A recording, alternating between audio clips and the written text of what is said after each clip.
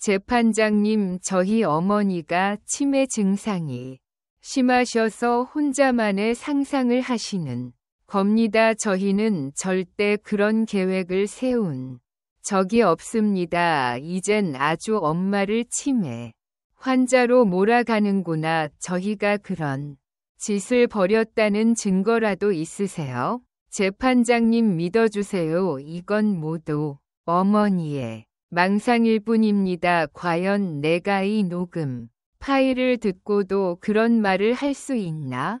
어디 한번 보자고나. 여러분 안녕하세요. 들 사연은 사업하다 망한 아들과 며느리를 거둬 줬다가 집까지 뺏기고 내쫓기게 생긴 박영희 씨의 사연입니다. 매일 밤 흘러내리는 눈물로 이불을 적시며 울고 또 울었던 박영희 씨가 어떤 기막힌 복수에 성공했는지 한번 들어주실래요?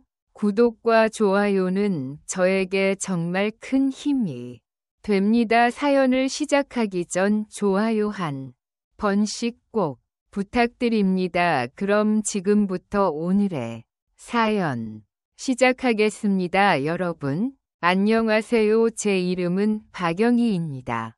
저는 지난 30년 동안 새벽 4시만 되면 저절로 눈이 떠졌습니다. 아침 식사를 하러 오는 손님들에게 따뜻한 밥과 국을 내놓기 위해선 이은 새벽벽부터 움직일 수밖에 없었으니까요. 소에서 피어오르는 김을 바라보며 잠깐 생각에 잠겼습니다. 아무리 부지런히 움직여도 가슴 한 구석이 허전한 건 왜일까요? 어느덧 남편이 세상을 떠난 지도 벌써 10년이 넘었습니다. 그 외로운 세월 동안 제게 힘이 되어준 건 아들 재성이 뿐이었습니다. 그런 재성이가 잘 다니던 직장을 그만두고 사업을 시작하겠다고 했을 때 저는 마음이 덜컥 내려앉는 것 같았습니다. 안장인 직장을 그만뒀다가 혹시라도 사업이 잘 풀리지 않으면 어떡할까 너무 걱정이 돼서 몇 차례 아들을 말려보기도 했습니다. 하지만 아들은 제 걱정과는 다르게 자신감에 찬 목소리로 말했어요. 엄마, 이번엔 정말 제 꿈을 이룰 수 있을 것 같아요. 기회는 왔을 때 잡아야 하잖아요. 그런 결심에 찬 아들의 모습을 보니 더 이상 말릴 수는 없겠다는 생각이 들었습니다. 사업을 시작한 뒤 우리 아들은 하루하루 바쁘게 움직였습니다. 엄마, 요즘 정말 정신이 없어요. 하지만 뭔가 잘 풀릴 것 같은 느낌이 들어요. 저는 그 말을 들으며 은근히 안도했습니다. 우리 아들이 힘들어도 최선을 다하고 있구나. 이런 태도면 못 해낼 것도 없지. 그렇게 생각하며 묵묵히 아들을 응원해 주었습니다. 그로부터 몇 달 뒤 아들이 다급히 식당에 찾아오더군요. 한동안 바쁘다며 얼굴도 보기 힘들었던 아들이라 반가운 마음이 들었지만 곧 아들의 창백한 얼굴과 피곤에 찢은 눈빛을 보는 순간 모든 걸 알아챌 수 있었습니다. 분명 무슨 일이 생긴 게 분명했습니다. 엄마, 저 좀 도와주세요. 돈이 급하게 필요해요. 그 말의 순간 머릿속이 하얘지 시작했습니다. 사업이 좀 어려워졌어요. 근데 이번 고비만 넘기면 다시 괜찮아질 것 같아요. 다시는 이런 부탁 안 할게요. 이번 한 번만 믿어 주세요. 아들이 간절하게 제 손을 잡았습니다. 하지만 저는 아들의 요구를 쉽게 받아줄 수 없었습니다. 재성아, 엄마도 돈이 많지 않아요. 식당도 겨우겨우 돌아가고 있는 거야. 엄마가 어떻게 그런 큰 돈을 마련하니 그 말을 하는 제 마음도 무거웠습니다. 정말 아들을 돕고 싶었지만 제 형편으로는 무리였습니다.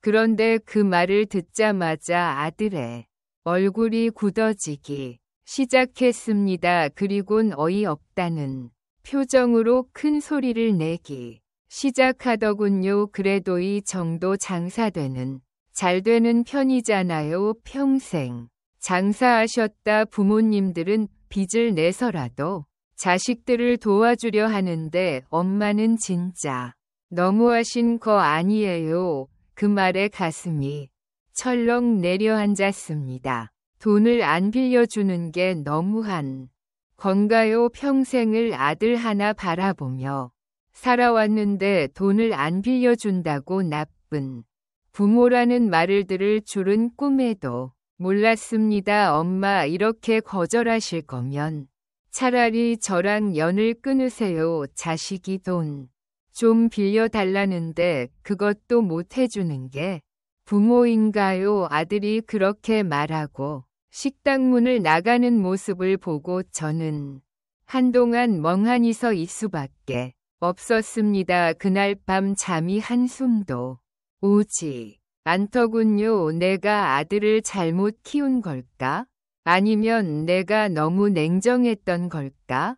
후회와 자책이 머리를 가득 채웠습니다. 하지만 저는 혼자 남는 게 무서웠습니다. 남편도 먼저 세상을 떠났고 평생 일만 하느라 친구도 없는 제게 우리 아들마저 등을 돌리면 정말 세상에 혼자 남는 것 같았기 때문입니다. 결국 저는 고심 끝에 돈을 빌려주었습니다. 이번만이야 두 번 다시는 안 돼. 그렇게 스스로 다짐하며 아들에게 돈을 건넸습니다. 하지만 그로부터 몇 달 뒤 아들이 똑같은 이유로 저를 다시 찾아왔습니다. 엄마 진짜 이번이 마지막이에요. 제발 한 번만 더 도와주세요. 아들의 얼굴은 창백했고 말투에는 간절함이 묻어 있었습니다. 하지만 저는 그런 아들의 모습이 너무 괘씸했던 돈도 아직 하나도 안 갚았다. 그런데 또 돈을 빌려달라고 하면 엄마는 어떻게 하라는 거니? 제 말에 아들은 고개를 숙인 채로 한참을 침묵하더니 마치 결심이라도 한 듯 제 앞에 릅 꿇었습니다. 엄마 저번에 빌려주신 돈이랑 이번에 도와주시는 것까지 다 합쳐서 차용증을 쓸게요. 만약 차용증대로 갚지 않으면 그때는 절 신고하셔서 좋아요. 제발 한 번만 더 도와주세요. 정말 마지막이에요. 그 말을 듣고 있으니 순간 마음이 복잡해지기 시작했습니다. 아들이 너무 괘씸하기도 했지만 얼마나 급했으면 엄마 앞에서 이렇게 애원을 할까라는 생각이 들었습니다. 그리고 차용증대로 갚지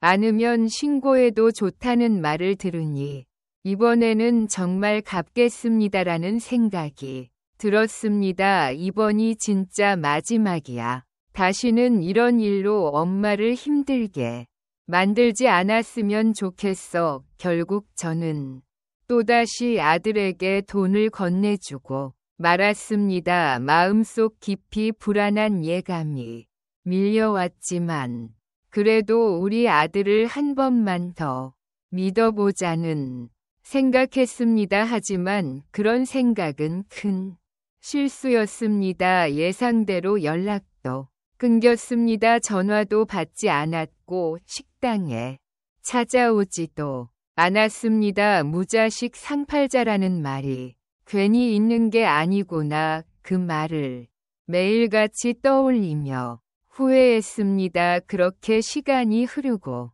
1년 만에 아들이 며느리와 함께 가게에 찾아왔습니다. 돈을 빌려가 놓고 어떻게 된 게 그동안 연락 한 번 없었냐고 따끔하게 질책을 하고 싶었지만 그래도 제 아들이니 걱정부터 앞서더라고요. 차려줄게 장을 준비하며 조심스럽게 물었습니다. 그동안 무슨 일이 있었어? 어떻게 된 거야? 엄마한테 솔직하게 말해줬으면 좋겠어. 아들은 고개를 숙이고 아무 말도 하지 않았습니다. 대신 며느리가 제 말에 대답하더군요. 어머님, 저희가 일부러 안 갚은 건 아니에요. 꼭 갚을게요. 그런데 지금은 성씨가 다시 취직을 하려고 해도 받아주는 데가 없어요. 신입사원으로 들어오기엔 나이가 많다며 어딜 가든 거절만 당하더라도 그 말을 들으니 미웠던 마음은 온데간데 없고 아들이 걱정부터 되기 시작하더군요. 그래서 엄마한테 무슨 말을 하고 싶어서 찾아온 거야. 저희가 어머님 가게에서 일할 수 있게 해 주세요. 열심히 일하고 어머님께 월급 받으면서 조금씩 갚아 나갈게요. 제발 저희가 다시 일어설 수 있는 기회를 주세요. 며느리의 간절한 말을 들으니 가슴이 먹먹해지기 시작했습니다. 하지만 가게에는 이미 수십 년을 함께한 직원 두 분이 계셨습니다. 그분들은 단순한 직원이 아니라 저에게는 가족 같은 존재였어요. 만약 아들과 며느리를 가게 직원으로 쓰려면 그분들을 고해야만 하는 상황이었습니다. 너희를 가게 직원으로 쓰려면 같이 일하던 두 분을 내보내야 하는데 엄마는 그럴 수 없어. 그분들은 엄마한테 직원 그 이상의 의미가 있는 분들이야. 재성이 너도 잘 알지 않니? 제 말에 아들은 한참을 고개를 숙이고 있다가 힘겹게 입을 열었습니다. 엄마, 저도 정말 용기 내서 엄마 앞에 온 거예요. 저도 다 알아요. 이런 부탁하면 엄마가 얼마나 곤란한지. 하지만 한 번만 기회를 주시면 안 될까요? 정직하게 땀 흘려 일해서 반드시 빌린 돈도 갚고 다시 사람답게 살아보고 싶어요. 아들의 목소리에는 절박함이 묻어 있었습니다. 그렇게 쉽게 결정 내릴 수 있는 문제가 아니야. 그분들한테 생계가 달린 문제인데 어떻게 이렇게 쉽게 내보낼 수 있겠니? 엄마한테 며칠만 시간을 줘. 엄마가 충분히 생각해보고 다시 연락을 줄게. 며칠 밤을 뒤척인 끝에 결국 직원 두 분께 이야기를 꺼냈습니다. 가게가 한산할 때 두 분을 조심스럽게 부르고 마음을 다잡고 어렵게 말을 꺼냈어요. 사실 제 아들과 며느리가 가게에서 일을 배워보고 싶다고 해서요. 그런데 두 분이 계신 상태로는 어려워요. 정말 죄송합니다. 제 말에 두 분은 잠시 서로를 바라보더니 한 분이 먼저 부드럽게 말했습니다. 사장님, 저희도 이제 나이가 많아서 그만둘 때가 된 것 같아요. 너무 걱정하지 마시고 가족부터 챙기세요. 그 말을 듣는 순간 저는 그만 눈물을 쏟고 말았습니다. 그분들이 저를 위해 일부러 그런 말 한다는 걸 알기에 마음이 더 무거웠습니다. 그동안 정말 감사했어요. 제가 퇴직금은 꼭 더 챙겨 드릴게요. 두 분은 고개를 저으며 말했습니다. 아니에요, 사장님. 그동안 좋은 사장님 만나서 잘 지냈어요. 그동안 감사했습니다. 그렇게 눈물로 서로의 손을 꼭 잡고 작별을 나눴습니다. 가게 문이 닫히는 소리가 나니 무겁게 느껴지는 날이었습니다. 아들과 며느리가 가게에 첫 출근을 하기로 한 날 저는 새벽부터 주방을 정리하며 아들과 며느리가 오길 기다렸습니다. 그런데 출근 시간인 새벽 4시가 되어도 아들과 며느리는 나타나지 않았습니다. 시간이 갈수록 초조함은 커졌습니다. 5시, 6시가 되어도 그들은 나타나지도 않고 전화도 받질 않았습니다. 설마 무슨 일이라도 생긴 건가 하는 걱정과 대체 왜 이러는 걸까 하는 답답함이 뒤섞였다. 저는 아들과 며느리를 기다릴 여유조차 없어졌습니다. 아들과 며느리 때문에 원래 일하던 직원 2분이 떠나고 나니 혼자서 주방과 홀을 오가느라 정신이 없었습니다. 속으로 수없이 한숨을 쉬며 도대체 언제 오는 거야라는 생각만 가득했어요. 결국 오전 10시가 넘어서야 아들과 며느리가 가게 문을 열고 들어오더군요. 지각을 하고도 느릿느릿 들어오는 모습을 보니 제 안에 쌓였던 실망과 분노가 한꺼번에 밀려왔습니다. 지금이 도대체 몇 시야? 제가 다그치자 아들은 대답 대신 한 숨을 쉬고 며느리는 어색하게 웃으며 죄송해요. 처음이라 좀 늦었어요라며 뻔뻔하게 대답을 하더군요. 처음이라 늦었다고. 처음이면 더 일찍 나올 생각을 해야지. 아들과 며느리의 경우 없는 태도의 재화는 더 커져만 갔습니다. 그러자 아들이 갑자기 버럭 소리를 치기 시작하더군요. 엄마, 아니 왜 자꾸 화를 내세요? 앞으로 잘하면 되는 거 아니에요. 처음부터 다 잘하는 사람이 어디 있어요? 아들의 짜증 섞인 말에 순간적으로 머리가 띵해졌다. 일을 잘못할 수는 있어도 출근 시간은 지켜야 될 거 아니야.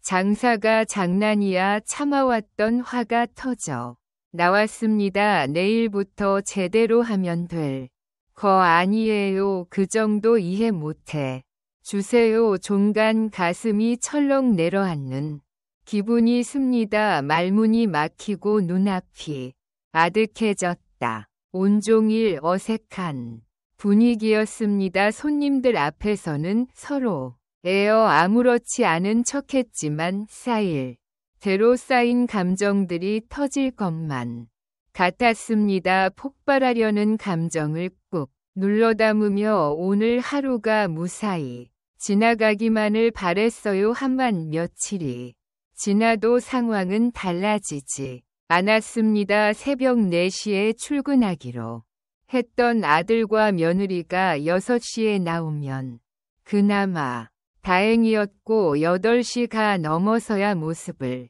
보일 때도 있었습니다. 제가 새벽에 혼자 주방과 홀을 오가며 허둥지둥 일을 하고 있을 때 아직도 편하게 잠들어 있을 거란 생각에 계속 화가 치밀어 올랐습니다.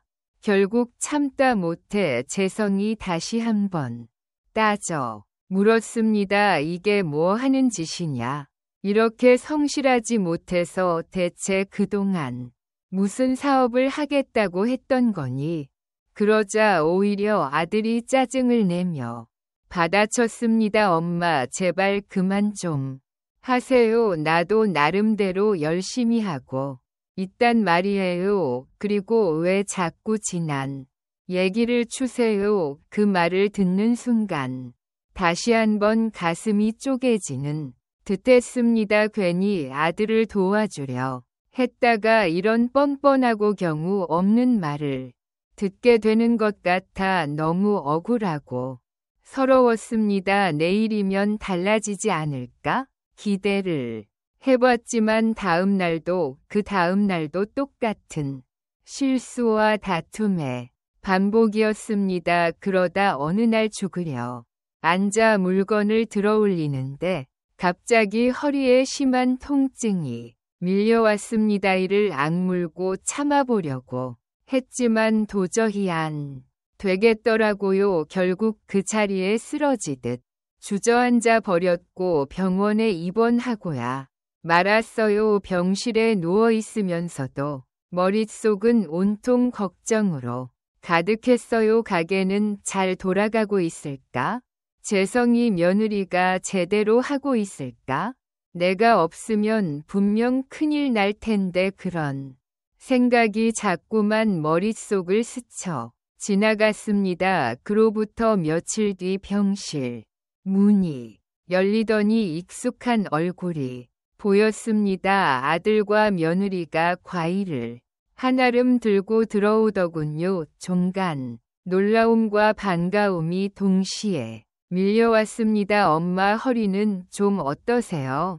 아직도 많이 아프세요? 아들이 제 곁에 다가와 제 손을 꼭 잡으며 묻더군요. 괜찮아 엄마는 이런 거 아무것도 아니야. 그런데 일 끝나고 많이 피곤할 텐데 병문안을 다 오고 말을 다 잊기도 전에 며느리가 과일을 내려놓으며 대답했어요. 어머님이 다치셨는데 저희가 안 올 순 없잖아요. 어머님이 걱정돼서 찾아왔어요. 그 말을 듣는 순간 마음이 뭉클해졌습니다. 이렇게까지 날 걱정해 주는 모습을 본 건 처음이었거든요. 다음 날도 그 다음 날도 아들과 며느리는 매일같이 병문안을 왔습니다. 음식이며 음료수며 양손 가득 사들고 들어올 때마다 제 마음이 조금씩 더 따뜻해지는 걸 느낄 수 있었어요. 엄마 병원 밥맛 없지 않아요. 뭐라도 드시고 싶으면 말씀하세요. 다 사다 드릴게요. 아들이 그렇게 말하며 제 반응을 살피는데 그 모습이 어찌나 기특하던지. 됐다 엄마는 여기 밥도 괜찮아. 너희가 이렇게 와주는 것만으로도 충분하다. 웃으며 대답했지만 내심 너무 고마워서 눈물이 날 뻔했어요. 그리고 퇴원을 며칠 앞둔 어느 날 저녁 평소처럼 아들과 며느리가 다시 저를 찾아왔습니다. 그런데 그날은 왜인지 평소보다 훨씬 진지한 표정이었어요. 엄마 이렇게 허리를 다치셨는데 앞으로 가게 일을 어떻게 하시려고 해요? 아들이 조심스럽게 물었습니다. 아직 조금 불편하긴 하지만 참을 수 있어. 엄마가 가게에 있어야 일이 제대로 돌아갈 거 아니니 그렇게 대답했더니 며느리가 곧바로 말을 이어갔습니다. 어머님 그러시면 안 돼요. 한번 다친 허리를 무리해서 쓰다가는 더 크게 다칠 수도 있어요. 지금 제대로 치료를 받으셔야 예전처럼 돌아가실 수 있지 않을까요? 그 말을 듣는데 마음 한 구석이 찌릿했어요. 이렇게까지 내 걱정을 해주는구나. 너무나 기특하더라. 제가 잘 아는 한의원이 있어요. 정말 용하다고 소문이다. 났어요. 침 몇 번 맞으시면 훨씬 나아지실 거예요. 처음에는 그 말이 귀에 들어오지 않았습니다. 평소에 어디가 아프면 늘 파스만 붙여봤지 한의원에서 침을 맞아본 적은 한 번도 없었기 때문입니다. 알겠어. 한번 생각해 볼게. 그런데 굳이 서두를 필요 없으니까 퇴원하고 좀 쉬었다 생각해보자지만 며느리는 단호한 표정으로 고개를 저으며 말했습니다. 어머님 하루라도 빨리 치료를 시작해야 어머님 허리가 더 나빠지지 않을 거예요. 이렇게 미루시면 나중에 더 고생하실 수도 있어요. 그 말을 듣고 있자니 괜히 설득되는 기분도 들더군요. 아직 다 낫지도 않았는데 괜히 무리하다 더 나빠지는 것보단 꾸준히 이어서 치료를 받는 게 낫겠다는 생각이 들었습니다. 드디어 기다리고 기다리던 퇴원 나 아침이 되었습니다. 아들과 며느리는 제가 퇴원 수속을 끝내길 기다리고 있었어요, 어머님. 태어나자마자 바로 한의원에 가는 게 좋을 것 같아요. 거기서 제대로 치료를 받으셔야 허리가 하루라도 빨리 괜찮아질 거예요. 며느리가 그렇게 말하더니 아들을 바라보며 미소를 지었습니다. 엄마, 저희가 다 알아봤어요. 거기 진짜 용하다고 소문이 자자하더라고요. 걱정하지 마세요. 아들도 맞장구를 치며 환한 웃음을 지어 보였습니다. 결국 저를 걱정해주는 아들과 며느리의 마음을 모른 척할 순 없을 것 같아 처음으로 침을 맞아 보기로 하고 한의원에 들렀다. 집에 돌아가기로 마음을 먹었습니다. 퇴원 수속을 끝내고 병원 로비로 내려오던 길 어디선가 익숙한 목소리가 들렸습니다. 자장님, 어디 가시는 길이요? 고개를 돌리니 최씨 아저씨가서 있었습니다. 30년째 제 가게를 찾아주는 단골 손님이었어요. 아니, 최씨 아저씨, 여긴 웬 일이세요? 제가 물으니 최씨 아저씨가 잠시 멈칫하며 재성이 며느리를 힐끗 쳐다보더군요. 그런데 그 눈빛이 이상하게도 날카로웠다 해서 경문 가려던 길이었는데 벌써 태원이가 봐요. 제가 한 발 엇내요. 저는 민망한 마음에 고개를 숙였습니다. 아이고, 병문 안까지 오시려고 하셨다니 정말 감사합니다. 크게 다친 건 아니라 금방 퇴원했어요. 그때 며느리가 웃으며 나섰습니다. 죄송한데 저희가 지금 한의원에 예약을 해놔서 시간이 별로 없거든요. 말씀은 다 끝나셨나요? 그 순간 최씨 아저씨의 눈빛이 차갑게 바뀌었습니다. 아들과 며느리를 볼 때마다 어딘가 경계하는 듯한 표정이었어요. 아, 그래요. 한해 가시는 길이구나. 몸조리 잘 하셔야 해요. 이제 신대 무리하시면 안 됩니다. 최씨 아저씨가 걱정 어린 목소리로 말했어요.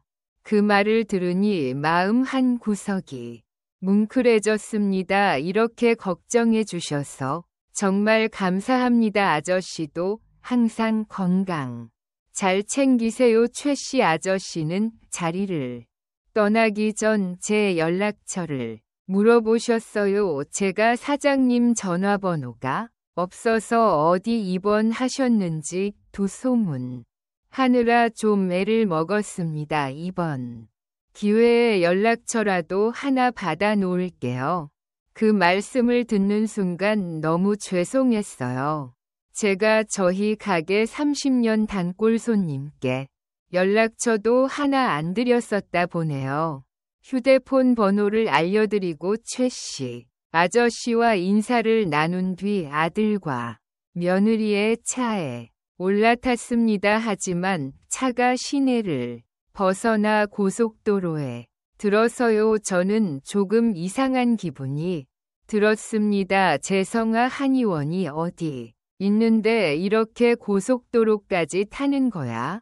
제가 물으니 재성이는 거울을 힐끗 보며 대답했습니다. 엄마, 한의원이 민정이 고향 근처에 있어요. 2시간 정도만 가면 금방 도착해요. 거기 진짜 용한 데라. 그요. 며느리가 옆에서 밝게 웃으며 말을 했습니다. 어머니 가시길이 경치도 참 좋을 거예요. 가는 길에 드라이브도 하고 맛있는 것도 먹으면서 같이 즐겁게 다녀와요. 아들과 며느리가 데려간다. 한의원이 그렇게 멀리 있는 줄 알았으면 처음부터 안 간다고 할걸 하는 후회가 조금 들기도 했지만 한편으론 한동안 병실에 있었는데 오랜만에 바깥 공기를 몇 도 한다니 기대가 되기도 했어요. 그렇게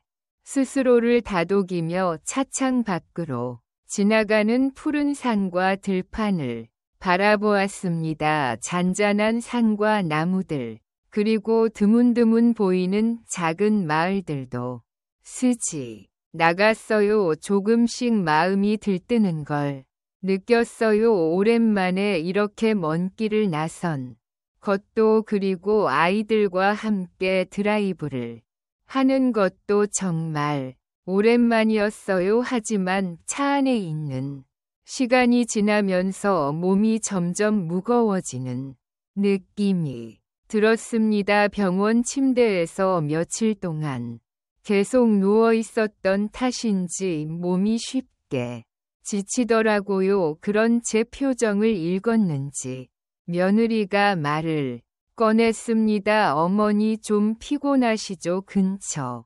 휴게소에 들러서 몸도 좀 풀고 간단히 뭐라도 먹고 가요. 휴게소에 도착해 차에서 내리니 시원한 바람이 불어왔습니다. 바람이 차갑긴 했지만 그래도 시원한 공기가 상쾌하게 느껴졌어요. 그러곤 휴게소 식당에서 간단히 식사를 해결했어요. 식사를 끝나갈 때쯤 아들과 며느리가 커피를 사오겠다며 잠시 자리에 앉아 있으라 하더군요. 어머니 저희가 커피 좀 사올게요. 잠시 여기 앉아 계세요. 그 말에 고개를 끄덕이며 대답했습니다. 그래 다녀와라. 난 여기서 잠시 쉬고 있을게. 아들과 며느리가 커피를 사러 간 동안 휴게소의 분주한 분위기 속에서 저는 혼자 시간을 보내게 됐습니다. 한쪽에서는 사람들이 소리를 지르며 아이들을 챙기고 다른 쪽에서는 트럭 운전사들이 휴식을 취하며 대화를 나누고 있었습니다. 커피집에 줄이 긴지 아들과 며느리가 생각보다 금방 돌아오지 않더라고요. 휴대폰을 꺼내들어 시간을 확인하려는데 최씨 아저씨로부터 한 통의 문자가 와 있었습니다. 사장님 꼭 아드님과 며느리 분이 안 계실 때 일을 보야 해요. 그 첫 문장의 순간 심장이는 것만 같았습니다. 문자를 한 글자씩 천천히 읽어 내려가는데 제 손이 저도 모르게 떨리기 시작했습니다. 문자에 이런 내용이 적혀 있었습니다. 며칠 전 식당에 갔더니 사장님이 안 계시더군요. 아드님께 물어보니 사장님이 병원에 입원 중이라는 말을 하더군요. 식사를 끝내고 계산을 가다가 우연히 아드님과 며느리 분이 주방에서 나누는 대화를 들었습니다. 사장님께서 꼭 아들과 며느리가 어떤 이야기를 나눴는지 아셔야 할 것 같아서 바로 녹음을 했습니다. 꼭 아들과 며느리가 없을 때 확인하셔야 합니다. 순간 숨이 멎는 것 같았습니다. 녹음 파일이라 어떤 내용이 있길래 녹음 파일까지 보내신 거지라는 생각과 함께 두려움이 몰려왔습니다. 평생 믿고 의지해온 내 자식이 내 며느리가 도대체 어떤 대화를 나눠 이런 걸 보내온 걸까 싶었습니다. 손이 떨려 녹은 파일을 누르기가 어려웠습니다. 지무흡을 몇 번이나 하고 나서야 재생 버튼을 누를 수 있었습니다. 첫 번째로 들려온 목소리는 재성이의 목소리였습니다. 아 진짜 이 가게 일 지겹고 재미도 없고 너무 하기 싫다. 이런 거 언제까지 해야 하는 거야. 그 말이 들리자 가슴이 덜컥 내려앉았습니다. 지어 며느리의 목소리가 이어졌습니다. 어차피 우리는 원래부터 가게 이름 배울 생각도 없었잖아. 돈 갚을 생각도 없었던 거고. 순간 머릿속이 하해 제가 뭘 들은 건가 싶었어요. 아들과 며느리가 도대체 제가 가게를 비운 사이 무슨 생각을 하고 있었던 걸까요? 그 후로도 이어지는 대화는 저를 더욱 큰 공포에 몰아넣었습니다. 하루라도 빨리 이 가게랑 건물을 뺏어와야 돼. 늙어 죽기 전까지 기다릴 순 없잖아. 며느리의 차가운 말투가 들리자마자 제 머릿속에서는 며느리와의 모든 대화 아들이 스쳐 지나갔습니다. 조금 전까지 저를 걱정해 주고 다독이던 목소리와는 전혀 다른 사람이었어요. 혹시 다른 좋은 생각이라도 있어? 재성이가 묻자 며느리가 낮은 목소리로 대답했습니다. 내가 알아둔 정신병원이 있어. 이미 어머님 치매 걸렸다고 얘기도 다 해놨고 거기 가둬두면 진짜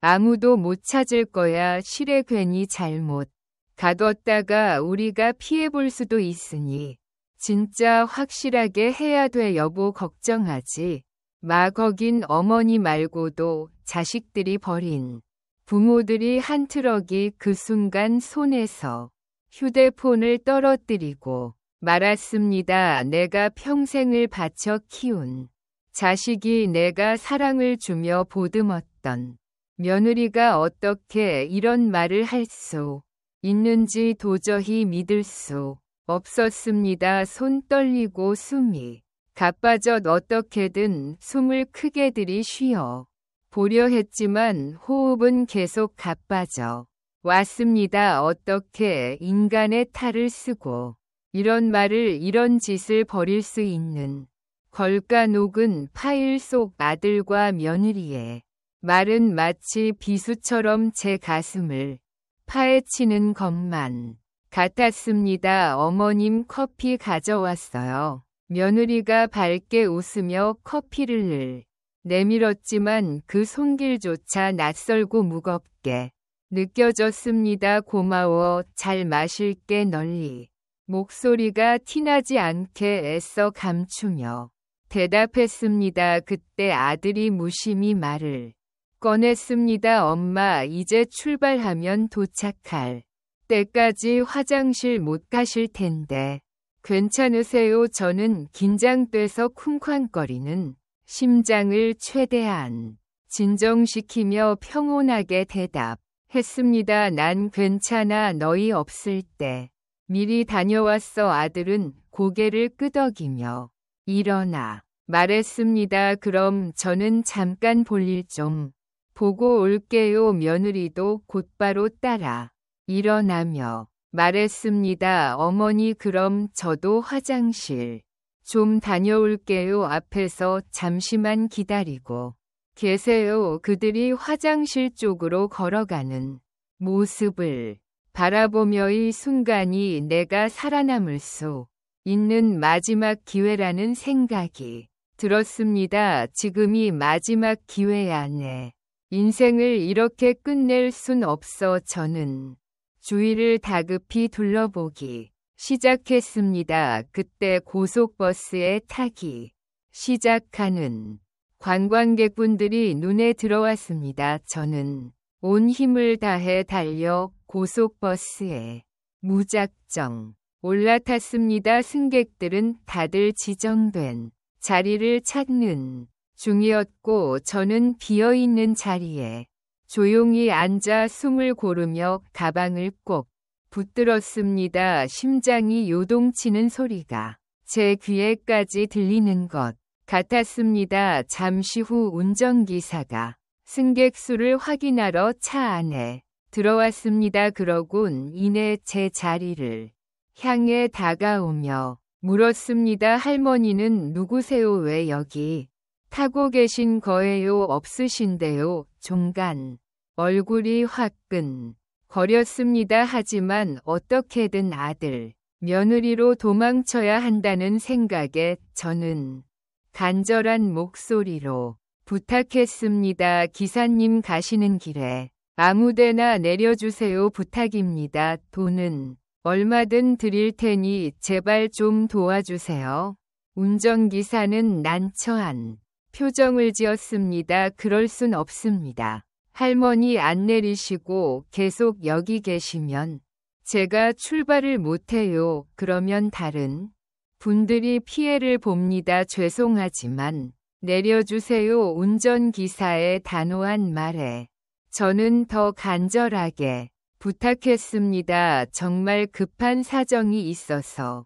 그래요. 그러면 잠시만 제 이야기 좀 들어줄 수 있어요. 제발요. 운전 기사는 한숨을 쉬며 그럼 바쁘니까 도대체 무슨 사정인지 짧게 말씀해보세요 하고 말했습니다. 저는 그동안 있었던 일을 설명했습니다. 녹음 파일과 문자 내용을 포함해 지금 제 생명이 위험하다는 사실을 털어놨습니다. 운전기사는 처음에는 믿지 못하겠다는 표정이었지만 제 떨리는 손과 간절한 눈빛을 보더니 조용히 고개를 끄덕였습니다. 알겠습니다. 그러면 가는 길에 마을이 보이면 드릴 테니 일단 경찰에 신고부터 하세요. 저는 목적지까지 운전을 해야 돼서 그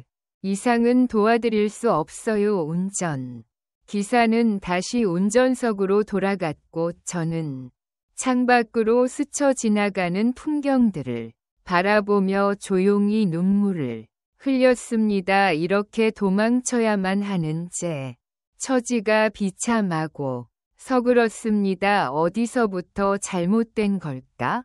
돈이 뭐길래 내 아들이 이런 끔찍한 짓을 벌이는 걸까? 끊임없는 자책과 슬픔이 밀려왔습니다. 그렇게 한참을 달리던 버스는 어느 시골 마을에 도착했습니다. 운전기사는 제가 내릴 곳을 알려주며 말했습니다. 이쯤 왔으면 아들과 며느리가 할머니를 못 찾을 겁니다. 하지만 손님들이 있어서 제가 직접 도와드리기 어렵습니다. 꼭 경찰서부터 가세요. 저는 꼬 숙이며 연신 감사의 말을 전했습니다. 마을 경찰서로 발걸음을 옮긴 저는 경찰관에게 자초지종을 모두 설명했습니다. 경찰은 제 말을 조심스레 듣더니 말했습니다. 일단 할머니의 이야기는 잘 알겠습니다. 하지만 이 말씀이 사실인지 아들과 며느리가 진짜 그런 계획을 세웠는지는 저희도 조사를 해봐야 합니다. 은 사건을 제 주소지 근처 경찰서로 관하 있다고 말하며 오늘 밤 지낼 곳이 있냐고 물었습니다. 저는 고개를 저었고 경찰은 직접 근처 여인숙 잡는 것까지 친절히 도와줬습니다. 다음 날 아침 어제 경찰관이 찾아와 제가 집으로 돌아가는 버스 티켓을 끊는 것까지 도와 주더군요. 저는 경찰관의 도움에 다시 한번 감사 인사를 전하며 다시 서울로 향했습니다. 집으로 돌아가는 길 내내 다시 걱정이 들기 시작했습니다. 분명 집에 도착하면 아들과 며느리가 기다리고 있을 것 같다는 생각이 머리를 떠나지 않았기 때문입니다. 순간 저는 저에게 아들과 며느리의 계획을 알려줬던 최씨 아저씨가 떠올랐습니다. 아저씨 저 좀 도와주세요. 부탁드려요. 아이고 사장님 연락이 없어서 얼마나 걱정했는지 몰라요. 지금 어디 계신 겁니까? 아들이랑 며느리랑 같이 있는 건 아니시죠? 제시 아저씨의 목소리에는 걱정과 안도감이 섞여 있었습니다. 저는 그동안 있었던 일을 차근차근 설명했습니다. 제가 너무 놀라고 없어서 어제는 연락을 못 드렸어요. 저희 집에 가면 분명 아들과 며느리가 기다리고 있을 것 같은데 실례가 안 된다면 아저씨 댁에서 신세 좀 칠 수 있을까요? 제 간곡한 부탁을 들은 최씨 아저씨는 한치의 망설임도 없이 말했습니다. 그럼요. 걱정 말고 오세요. 제가 뭐든지 도와드릴게요. 아저씨의 따뜻한 내 눈물이 왈칵 쏟아졌습니다. 정말 감사합니다, 아저씨. 정말 감사합니다. 널리 목소리로 몇 번이고 인사를 하며 전화를 끊었습니다. 그날부터 전 최씨 아저씨의 집에 신세를 지게 되었습니다. 마음 한 구석은 여전히 불안했지만 누군가가 내 편이 되어준다는 것만으로도 조금은 안심이 되었어요. 그리고 최씨 아저씨의 도움으로 변호사도 소개받을 수 있었어요. 변호사에게 그동안 있었던 일을 설명하자 변호사는 진지한 표정으로 고개를 끄덕이며 말했습니다. 어머니, 이건 반드시 법적으로 해결해야 할 문제입니다. 증거가 있으니 걱정 마세요. 최선을 다해 도와드릴게요. 변호사의 확신 어린 목소리를 들으니 조금 마음이 놓였습니다. 며칠 뒤엔 변호사와 함께 경찰서를 방문해 제가 겪었던 일을 상세히 진술했습니다. 아들과 며느리가 나눴던 대화, 그들의 계획, 그리고 제가 느낀 공포까지 하나하나 설명했습니다. 경찰은 제 진술을 꼼꼼히 기록하며 말했습니다. 걱정 마세요. 사건을 철저히 조사, 진실을 밝히겠습니다. 그리고 어머님께서 신청하신 신변보호 요청도 바로 처리해 드리겠습니다. 그 말에 저는 겨우 숨을 쉴 수 있었습니다. 하지만 머릿속에서는 여전히 아들과 며느리의 얼굴이 떠올랐습니다. 그들이 이 사실을 알고 분노하며 나를 더 큰 위험에 빠뜨리지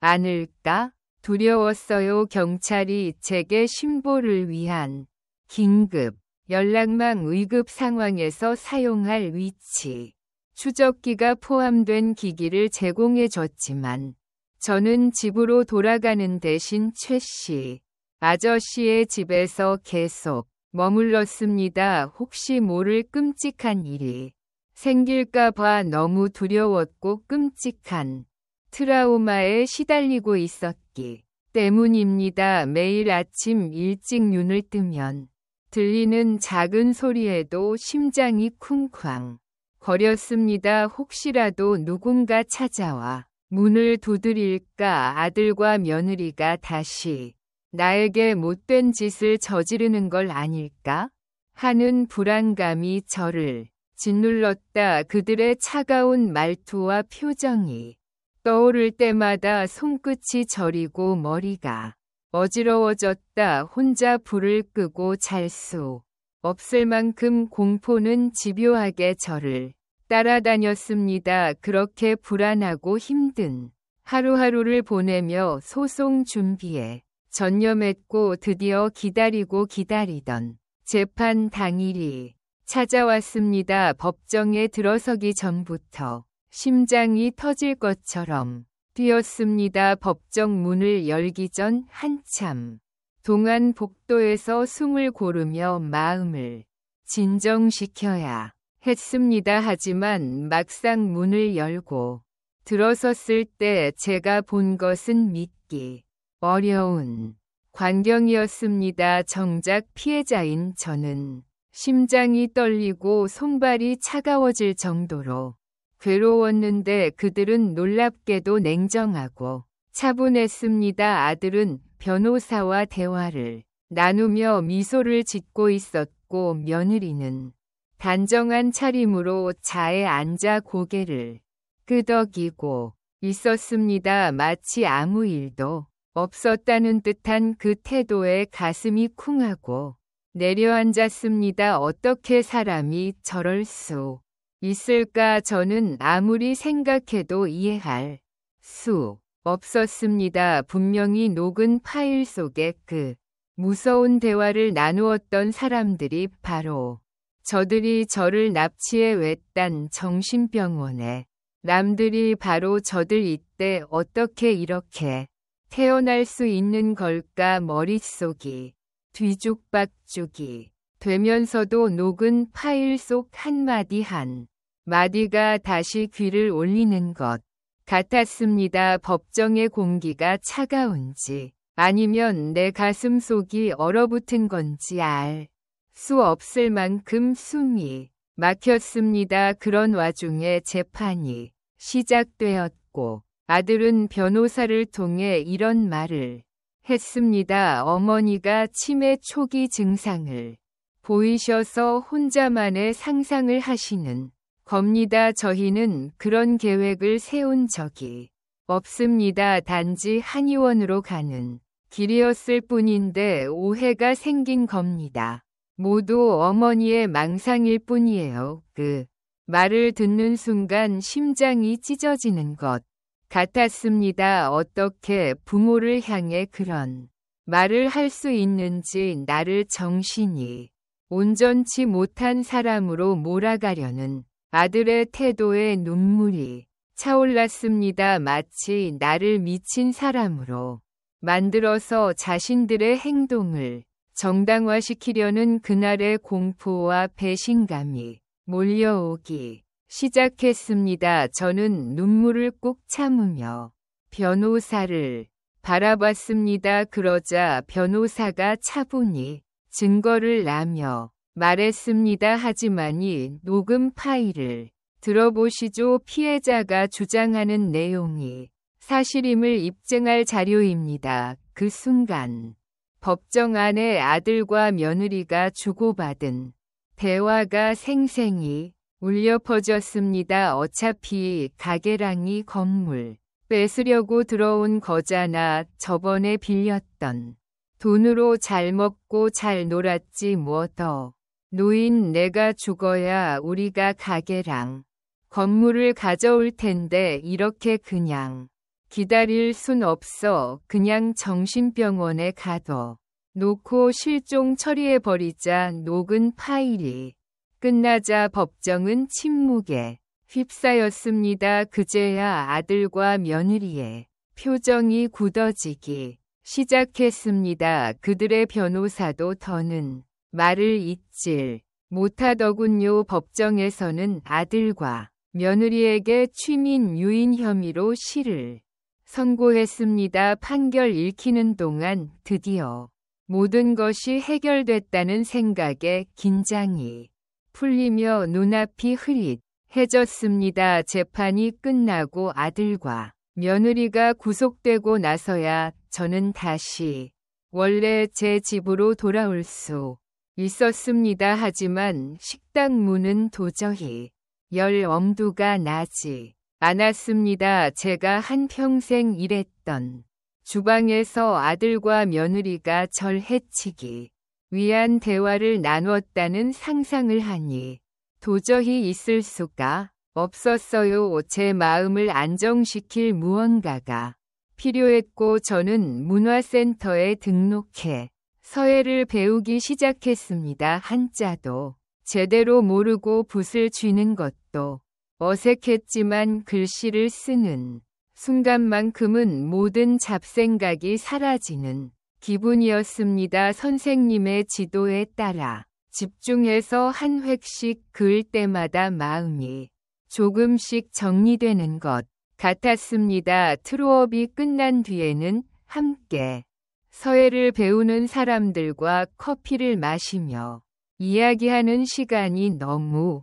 즐거웠습니다. 명절 당일 빼곤 쉬는 날도 없이 가게에만 있었는데 새로운 사람들을 만나니 너무 신나고 즐겁더군요. 하지만 집으로 돌아오는 길에 다시 혼자가 되면 어김없이 아들과 며느리의 행동이 생각났습니다. 저는 사실 재판이 끝나면 마음이 홀가분해질 줄 알았습니다. 법적으로는 모든 것이 정리됐고 제게 가해진 위협도 사라졌으니 이제는 마음의 짐도 덜어낼 수 있을 거라고 생각했어요. 하지만 현실은 그렇지 않았습니다. 자식이 영을 선 순간 제가 느낀 감정은 기쁨도 안도도 아니었습니다. 오히려 심장이 조여오는 것 같은 통증과 참을 수 없는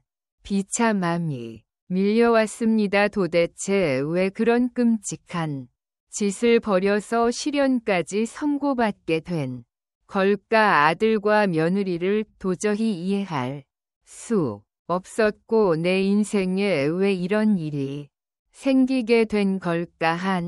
원망스럽기도 했습니다. 제가 그토록 애지중지하며 키운 아이가 감옥에 가게 될 줄은 정말 상상도 못했습니다. 어디서부터 잘못된 건지 왜 이런 상황까지 오게 되었는지 아무리 생각해도 답을 찾을 수 없었습니다. 그렇다고 해서 그들을 용서해줄 마음은 없습니다. 아들과 며느리가 제게 남긴 상과 고통은 이로 말로 표현도 할 수 없습니다. 아무리 자식을 사랑하는 부모라고 해도 그들이 벌인 짓은 도저히 이해할 수도 없고 용서할 수도 없는 것이었습니다. 제 마음은 너무나 복잡하고 너무나 혼란스럽습니다. 아이들을 원망하는 마음과 더불어 스스로를 탓하는 마음도 생깁니다. 어딘가에서 내가 잘못했던 게 있을까? 어쩌면 아이들이 이렇게 된 게 내 탓일까라는 생각이 하루에도 몇 번씩 떠오릅니다. 하지만 정작 가장 답답한 건 이 모든 이야기를 주위 사람들에게 꺼낼 수 없다는 사실입니다. 자식들에게 이런 일을 당했다고 누군가에게 털어놓는다는 건 제게는 너무나도 부끄럽고 치욕스러운 일이었습니다. 아들의 행복이 곧 내 행복이 되는 삶이라고 믿었는데 이런 결과는 제가 평생을 잘못 살아온 것만 같았습니다. 그래서 이렇게 여러분께 제 사연을 털어놓게 됐습니다. 아무리 가까운 사람에게도 말할 수 없었던 제 슬픔과 고통을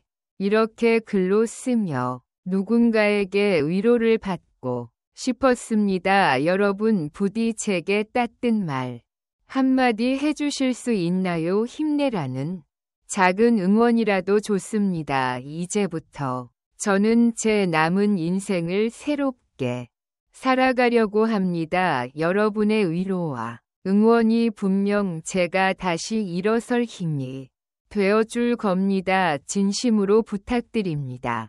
지금까지 박영희 씨의 사연을 들어 주셔서 감사합니다. 영상을 종료하시기 전 구독과 좋아요 아직 안 누르신 분들이 시다면 마지막으로 꼭 한번 부탁드립니다. 이제 2024년의 마지막 주말이 찾아왔습니다. 올 한 해 잘 마무리하시면서 뜻깊고 즐거운 주말 보내셨으면 합니다.